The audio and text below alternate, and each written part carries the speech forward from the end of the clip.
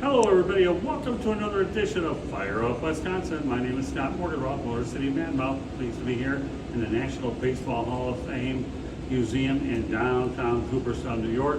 What an incredible place. We had a great time looking at all that when you talk about baseball history. And one of the things that really is so cool about this museum is that it addresses a lot of important things. And standing behind me is Hank Aaron. In my opinion, Hank Aaron is the all-time home run king. I am not buying or drinking the Barry Bonds Kool-Aid because I do believe that Barry Bonds' road to 762 was enhanced by performance-enhancing drugs. So let's go over a synopsis about Aaron. The reason why I'm doing this in the art section is that Hank Aaron has a gallery up, I believe, on the 3rd floor, but the only reason why we can't do it there is due to copyright issues.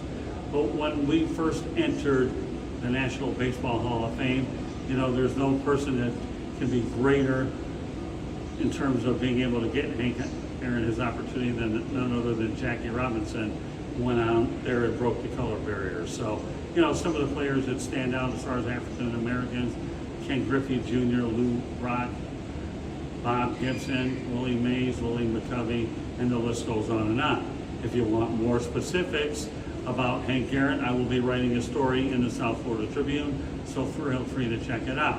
But when you talk about Hank Aaron, again, I reiterate, okay, I do believe he's the all-time home run king, and the Hall of Fame certainly given him a lot of space up there with this incredible exhibit. You've got to come out here to Cooperstown to see it.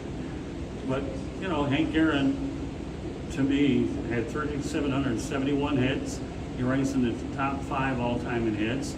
And we know about his 755 home runs, 25 All-Star appearances, and yes, he does have a World Championship under his pocket. So, you know, again, it's hard to single out all the incredible players that have played this game, but Hank Aaron's had his number retired by the Milwaukee Brewers because he did finish his career with the Milwaukee Brewers, and of course, and by the Atlanta Braves. Once upon a time, they were the Milwaukee Braves. So I found it interesting, but really cool that he did finish his career with the Milwaukee Brewers, because Hank Aaron, to me, was not only a classy individual, but he was an individual that never forgot where his baseball roots started and wanted to award the fans of Milwaukee an opportunity to see him for a couple of years, as he did back in the day. So Hank Aaron, to me, is unquestionably a guy that, when you think about him, he definitely is ranked among the top 100 players in baseball history, I believe, by Sporting News.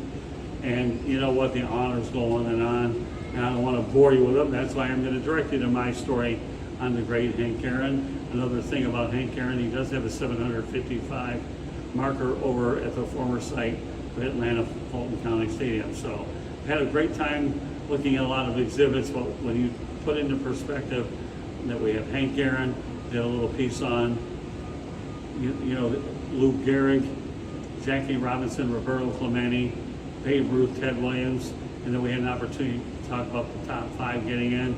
To me, it doesn't get any better. We look forward to doing a lot more videos. We do plan to roam the grounds of Doubleday Field.